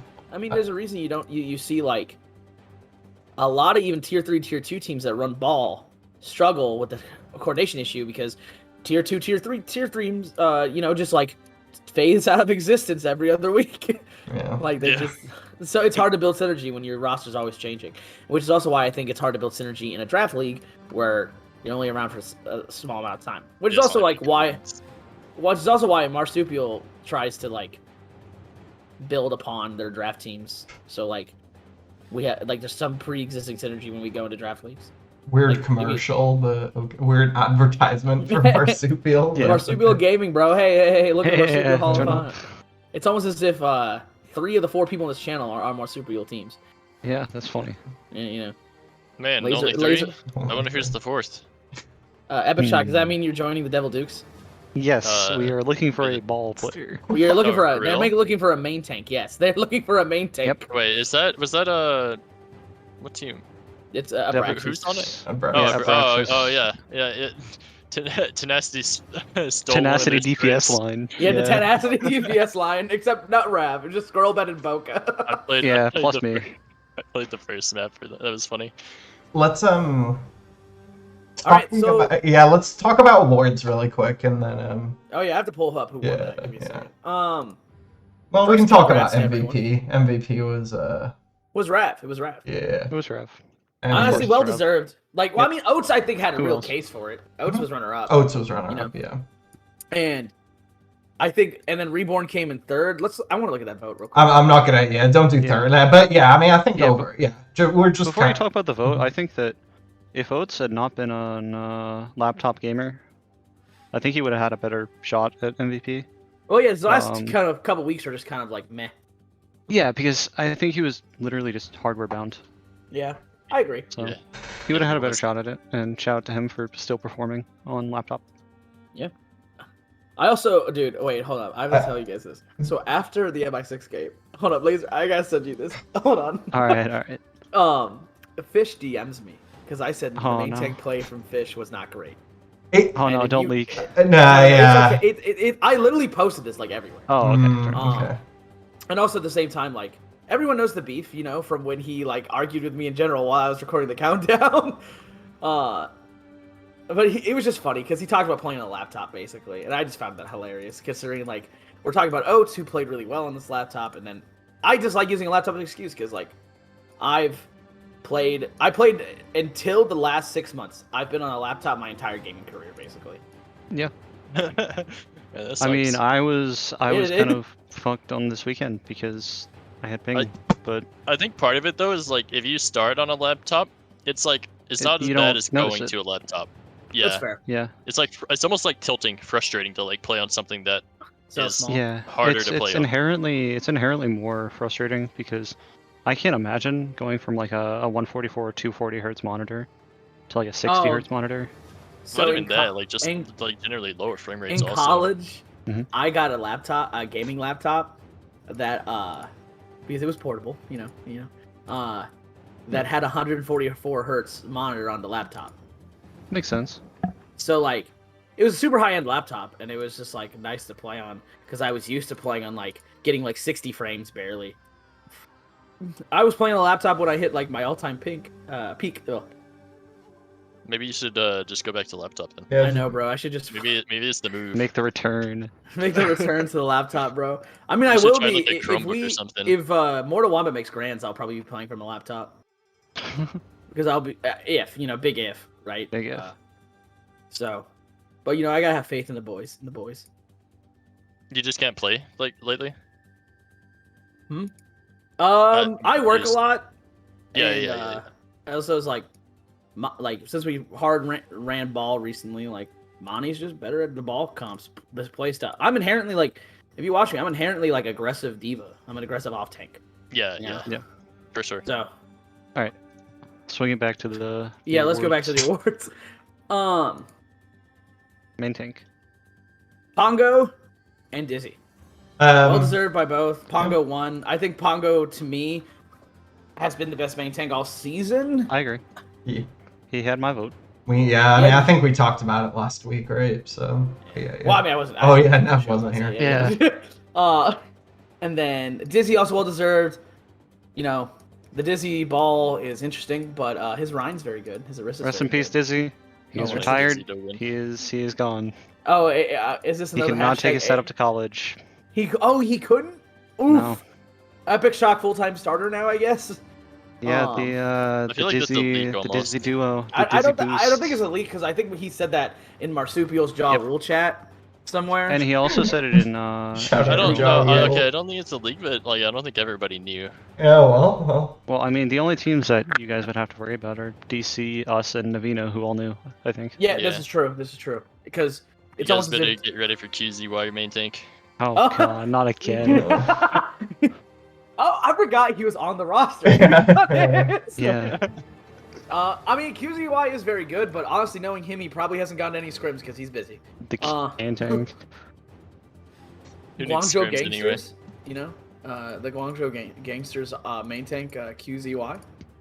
Off tank The was. volcanic QZY. Let's go to the off tank, which was Oates and Katagiri. The two people we talked about all season. Yep. I think like later season, like there are people you can make an argument for now, but like these two have been the most consistent performers the entire time. Yeah. Yeah, Imagine winning with triple digit votes. Yeah, and then you have Hitscan, which is Frozen and Laura. I actually don't know how I feel about Laura getting second, but I mean, I talked about it last week. Obviously, I think Laser was. oh yeah, snubbed. Ravioli got MVP, so Yeah, Yeah. Got I MVP. know. I think the bigger story is still Laser not being. Do you think that somebody should have been over Lore? Yeah, that's Uh, mine. I will comment on that. I saw, what is it? So in the original post for the All-Star voting, it said narrow down the nominees to 3 or 4 per award, and I was like, oh, okay, it's gonna be a pretty good race between me and Laura to get runner-up, and then I just wasn't on the forum. I No, think you were on sad. the forum because it was because it's narrowed down by staff usually, but there was 4 for some things, right? Yeah, true. I think that if I'm thinking from perspective of staff, because I actually didn't even know, I don't even know who Tyler nominated for Mortal Kombat. If I'm being honest, I have no idea. But if I'm thinking from perspective of like team staff who and admin staff, I think Laura has been really consistent the entire time. MI6 has been good, and he's a big reason for that, right? Right. While you, I think, have had really good highs, but like Exodus as a whole has been a roller coaster, so it's hard to judge you and hard to Yeah, pick out star players. I talked 'Cause- about this a bit privately with I think it was either Null or Kylist, and I was talking about it, and I thought that the reason that I did not get nominated, and rightly so, was because I did not have enough impact on the games that we lost. It's It pretty did easy. look like the dad show for a while. Yeah, not only that, it's also a lot easier to stand out when your team is kind of getting dominated and you are the one like coming up with clutch plays or Yeah. doing things on your own almost. Yeah. And I think that's what's expected a lot of the time for hitscan and DPS players. And I But- did not do that. I almost debate that if that starts happening, you're more likely to lose. Because like even if you get a couple picks every fight, if you're not playing like a team, you're True. just gonna lose the Going fight. for hero plays is not the Yeah. move, but that carry potential is what people a lot of the time will vote bias towards. I think And rightly so, I- honestly. That's I how think you that's get impact. actually a big reason why like Sam or Matson didn't get any nominations for Mortal Wombat. Because like everyone just thinks of Mortal Wombat, they think of Reborn. Well, right? you guys also need to remember that a lot of teams nominated the two obvious ones, which are like Ravioli and Frozen, right? Like those would have been like almost every team's Yeah, nominations. both of them got my initial vote when we did our EXO nominees. Yeah, so like I'm assuming a lot of teams did those two, like if because you can't do your own players, right? So like that third vote also becomes like if just one team, right, didn't nominate those two, then it's like It's true. Yeah, It- so it- it's really easy to kind of like almost abuse that because you have two favorites, and then the third is just kind of like who didn't name the two favorites? Kind of. well, thing. yeah, exactly. Yeah, so it's pretty much who did DC and Tenacity, right? Yeah, and I think it's kind of unfortunate because they narrowed it down to 3, and it kind of left me out to dry. But at the same time, I actually voted Lore over myself because he had a greater impact, to be honest. I think his consistency was just better because Dude, like, his consistency is absolutely crazy. He shows up and performs every single week. I think he only had one game to me that was like out of this world insane, and that was the first game they played versus Pepega. Yeah. But after that, he wasn't bad. He was just like consistent, which is something you it's hard to find in a DPS player. I don't think Laura didn't deserve it. It just, in the end, it's like for a third place thing. I think both of them just had really good seasons. It's just unlucky. It was just narrowed down to 3, right? Like, Yeah. so, yeah, Flex We've DPS. been going for a while. Yeah, Let's yeah, keep yeah. going. Moving Let's on. keep going. Yeah, So yeah. Flex DPS, the favorite, Reborn. Yeah. You got Flex DPS, and I was actually kind of surprised Whirlbend got second. Who even what? I don't even remember who was the third one. Sweater. Tanic, like Oh, Tanic, Tanic. yeah. I to me, I honestly like I said this in the draft too. Like Flex DPS is really thin this season. I Scroll agree. also only lost by 4 votes. I'm surprised by that because like to me Reborn and like obviously like disclaimer I'm obviously biased right because I'm Yeah. on a team with Reborn Yeah. but also like if you just think of like even the capitalism game on Gibraltar, right? He consistently killed like 5 or 6 a fight. Yeah. His But tracer, I would argue, is he probably can the best deadlift. tracer. He can easily deadlift a fight.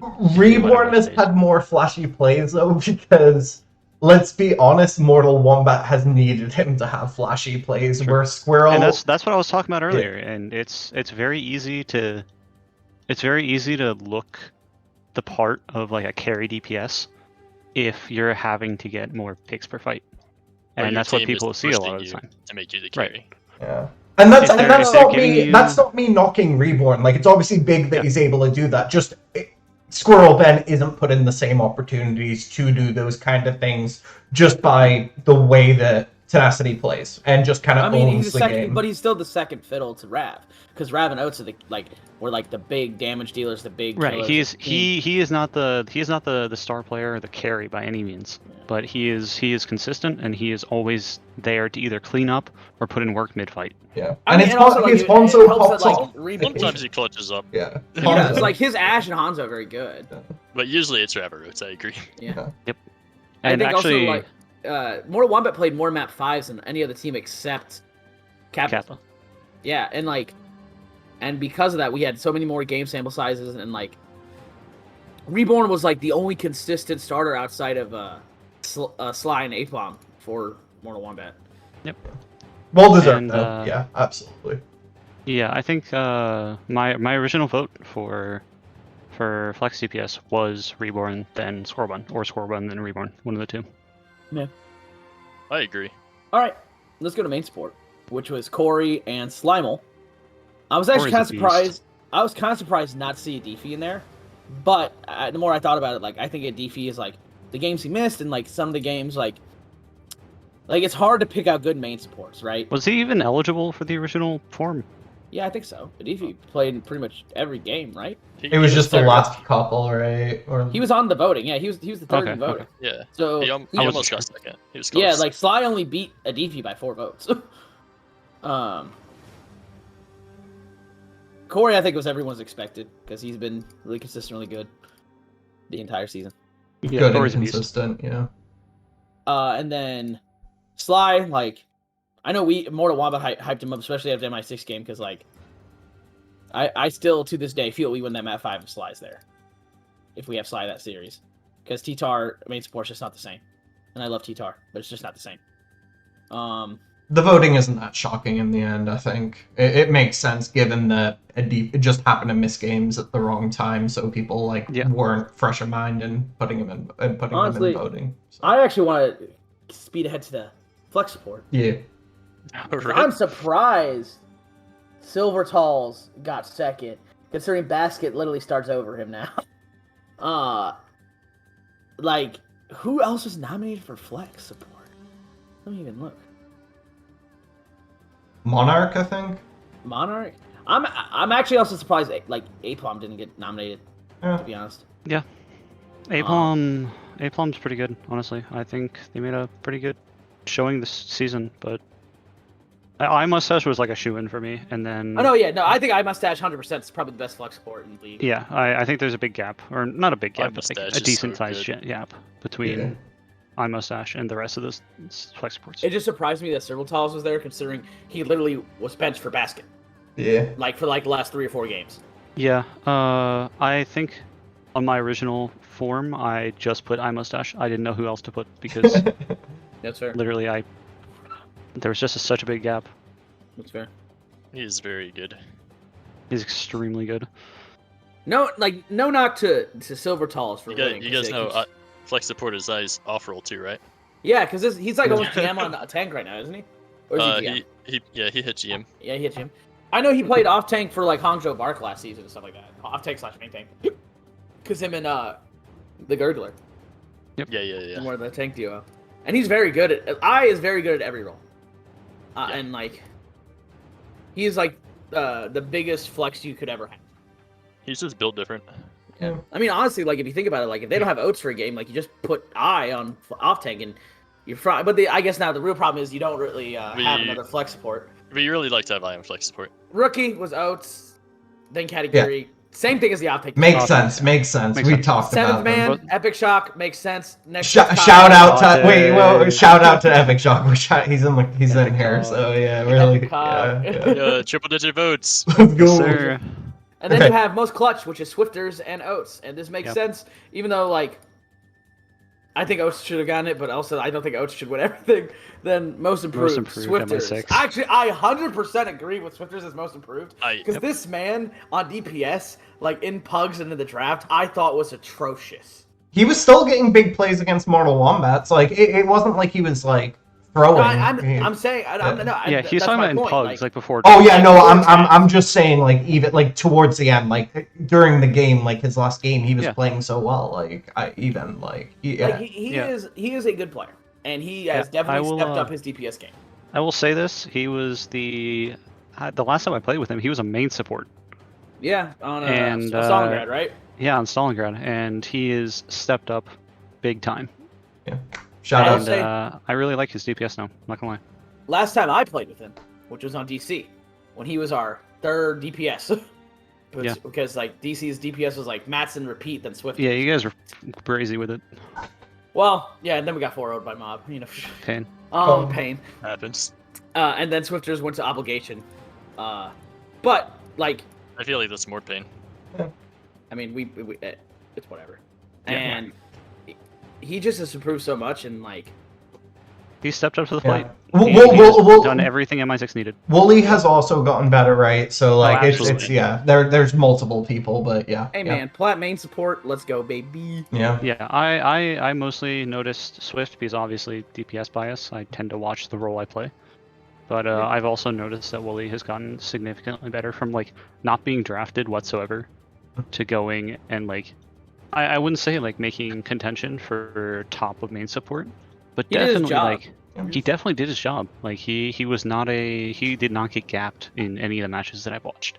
Yeah, it was definitely like it's just surprising because like the reason he get drafted is like what team was going to take a risk on an Australian plat main support? Yeah. Yeah. He really showed people up. He's honestly. Australian.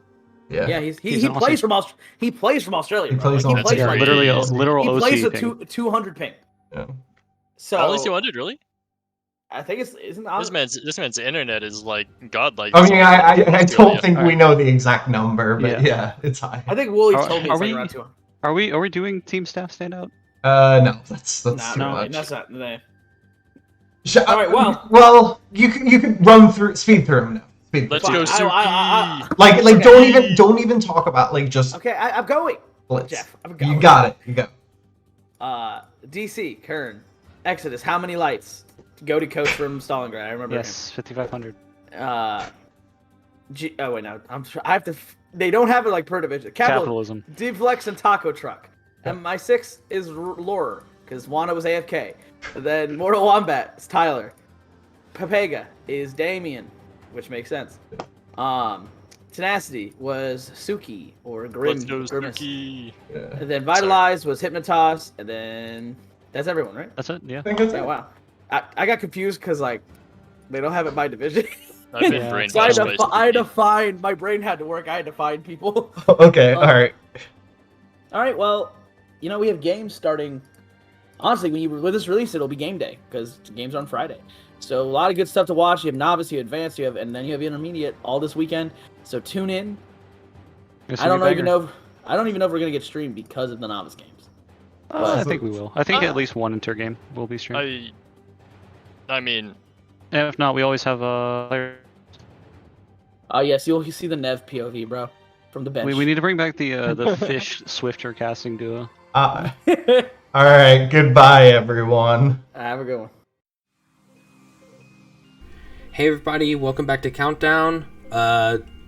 We just finished our last week of the regular season. We are about to get underway to our playoffs.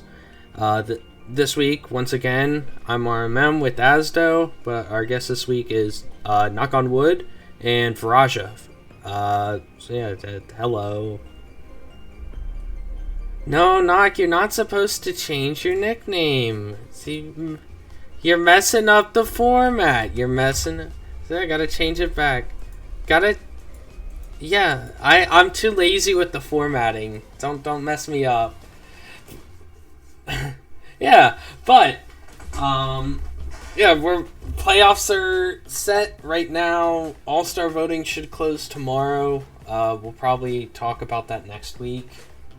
Let's just go into our recap. So fun, yeah. Our first game, of course, is Powerhouse doing what they do best and winning. They beat Hope's Peak 3-0. Player of the match is Kef, the man himself, the man, the myth, the legend, married man meta. Powerhouse moment. That's all I gotta say about that, honestly.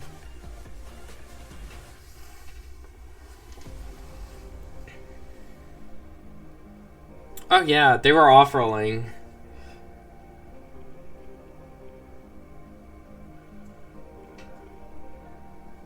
Playoff strategy? Question mark?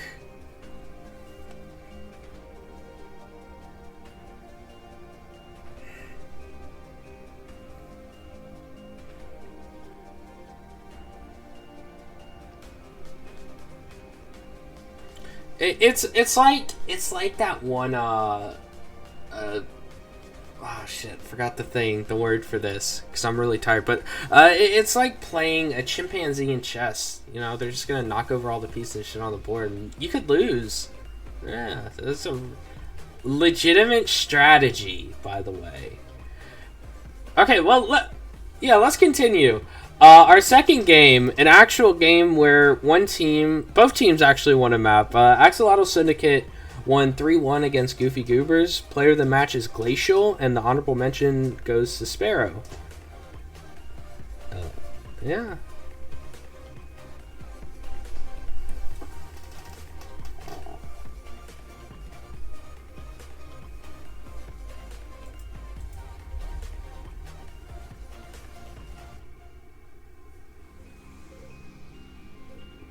We will, indeed.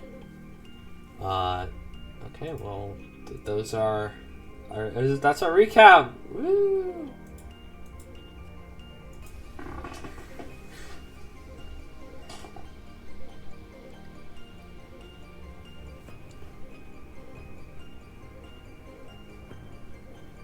That is prime time entertainment. But anyways, let's move on to predictions. Woo! Okay. First game, Powerhouse against Axolotl Syndicate. I said 3-1 to Powerhouse. Asdo said 3-2 to Powerhouse. 100% of our analysts say Powerhouse, and 75% of the community said Powerhouse. I keep saying to myself that I think Axolotl can beat Powerhouse, but they haven't done it yet. So I wanna. I don't know if it's just me, and yeah, but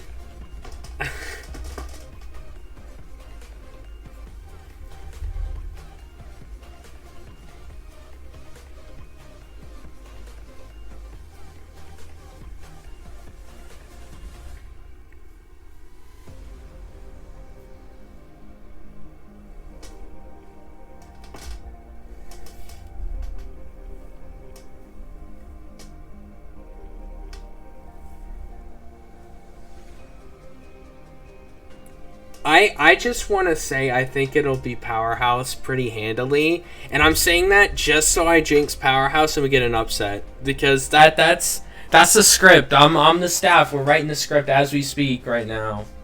Yeah. Anyways, our next game, Goofy Goobers against Hope's Peak, a matchup we have seen probably 3 times already. I say 3-1 to Hope's Peak, as though the same. 100% of our analysts say Hope's Peak, but surprisingly, oh wait, I forgot to transition. Oh wait, no, did I transition wrong that? Oh no, changed it back. 63% of our community said Goofy Goobers. So, who in the community is confident? I think it'll be a great game. I think both teams are going to come out fully prepared, passion. They want to win. They're hungry. I can feel it.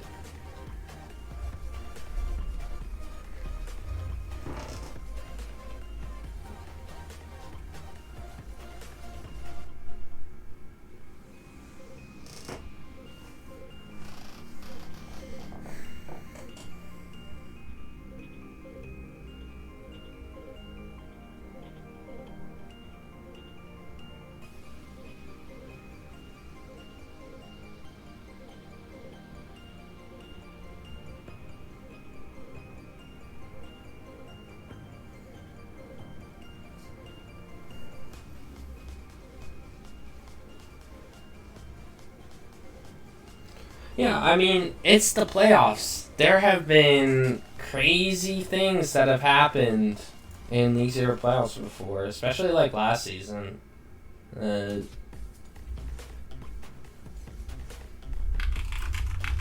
Yeah. Well, we're pretty good on time. We've only been here for about 6 minutes.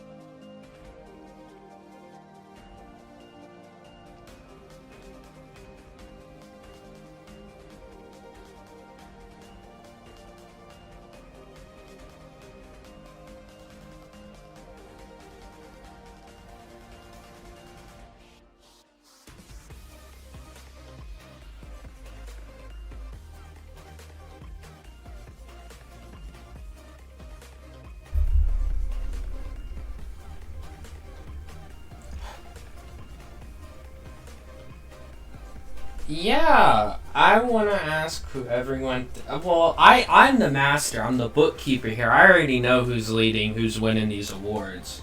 But I want the three of you to just who do you think will win MVP? Who just give me a reason why.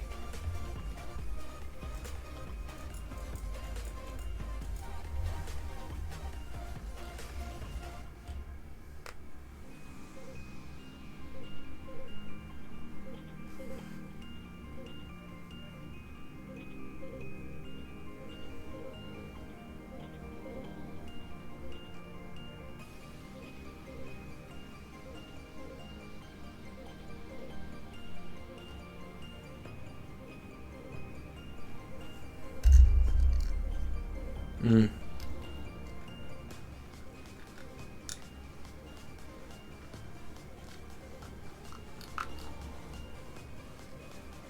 I will say, it is tight. Eok is getting a sizable amount of votes, so he's not doing awful.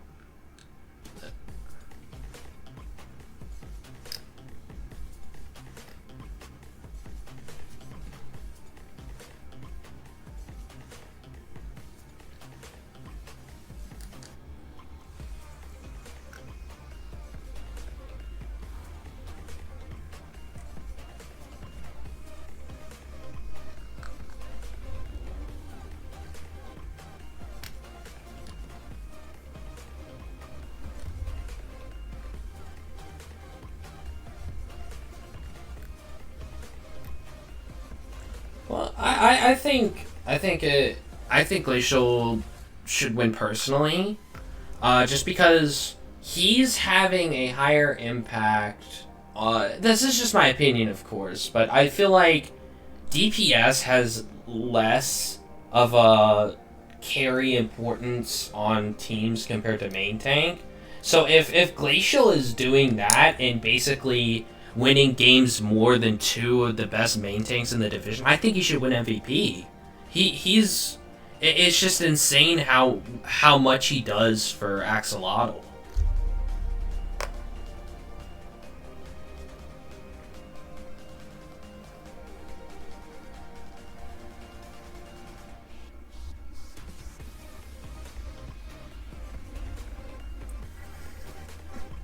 Now, let's do two fun ones. Okay, so I would prefer two, because that'll get a little monotonous. Let's go ahead and do our four non-roll star ones. So let's just start with the rookie award. Jaybird, Natai, and Viraja. Whoa! Look at that. Now, looking at this right now, there's one person who's just dominating the whole thing. I'm not going to say who, of course, because leaks, but, it just...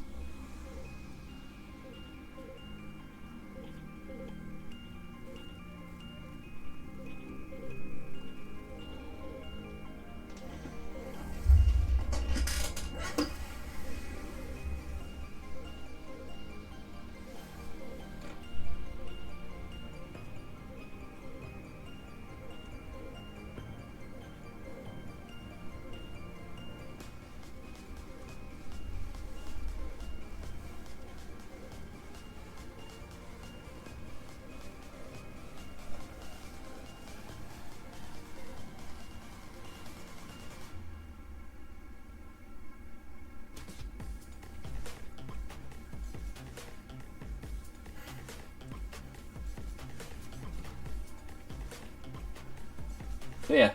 Let's move on to the 7th Man Award. This one is actually extremely tight right now. The top two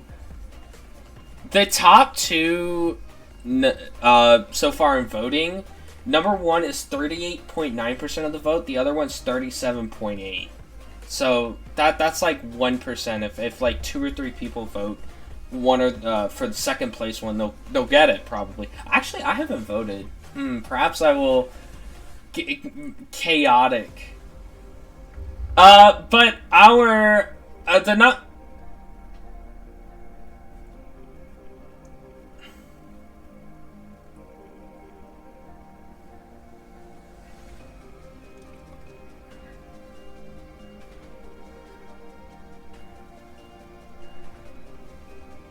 Mr. Irrelevant.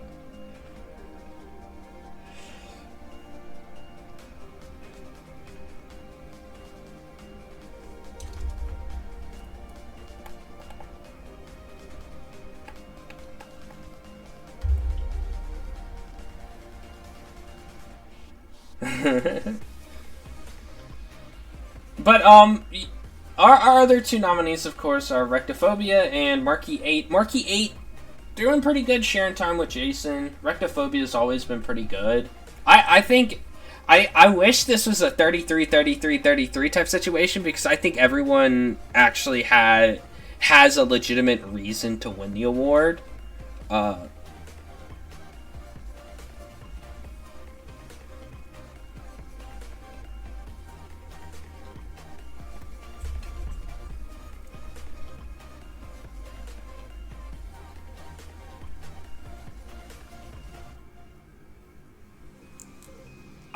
I will say I think Nock deserves it. Just not just because you're here, but you, as you said, you were the last pick in the draft, and you're getting time in the games and doing well. I think people are overlooking that a lot. Like you no offense, weren't considered probably good enough to even play or see time. Like. But you are, and you're having good impact. You're doing well. You're playing your role absolutely perfectly, and you're doing everything that's asked of you. I think that's exactly what a seventh man should do.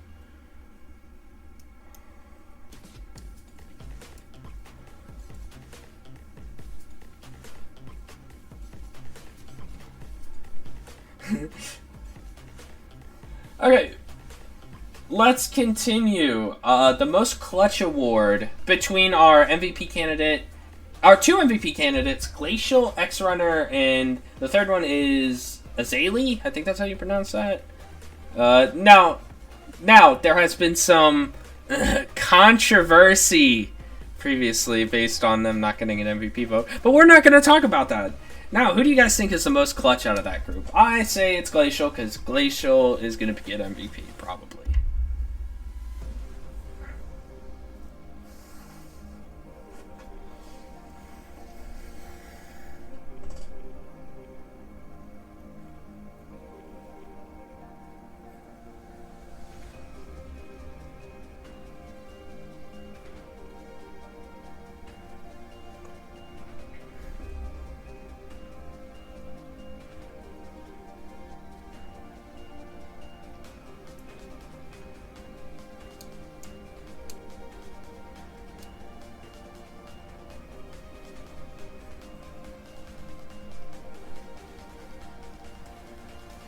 Yeah, I agree with you on that. I think when you think of, like, clutch, you're just thinking of, like, McCree going on, like, a little flanky flank, getting a nice little high noon, winning the round, winning the game.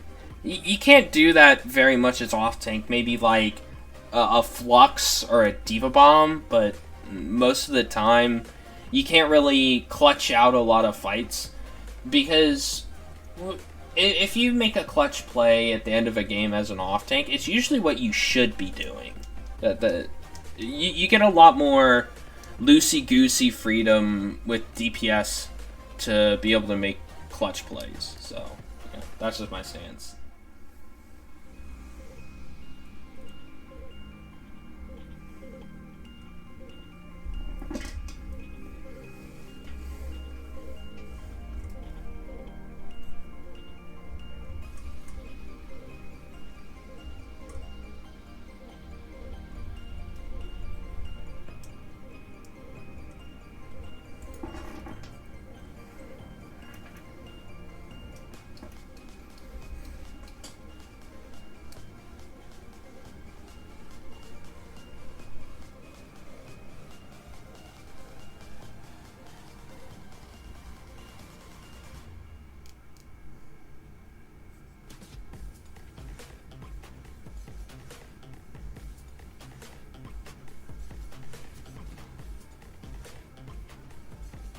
Alright, well, final award we're going to talk about, the Most Improved Award, which is an interesting one. So our three candidates are X-Runner, Lechuga, and Phone. I mean, I think this one it will be a landslide. It's Lechuga. Like, Lechuga was back end tier flex support in advanced last season. Phone was a top inter player. I think most people anticipated Phone this season to do pretty well.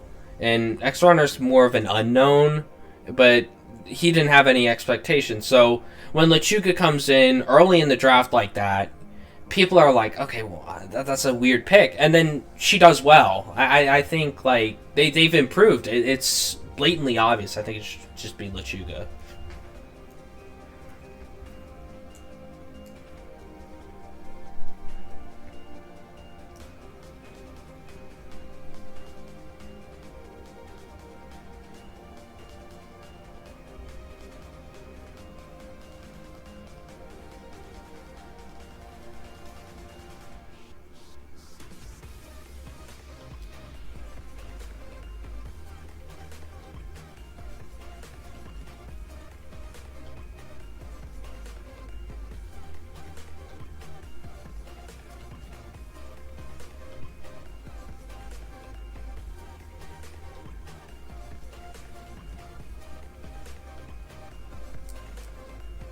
Yeah, I mean, they all have improved, but it's just Lechuga went from, like, D to S. And, yeah, it's just the jump it's just the difference.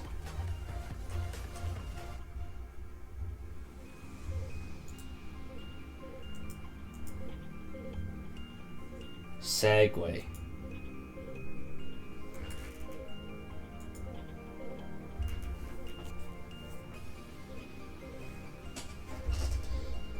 Alrighty. Well, I think that's all we have. We got a good amount of time discussing that. That was a good 15 minutes. But once again, I am RMM here with Asdo, Vraja, Knock. Good luck to you guys in your playoff games. Appreciate you coming here, coming on, talking a little bit. But yeah, hope you guys have a great time. Yeah, bye bye.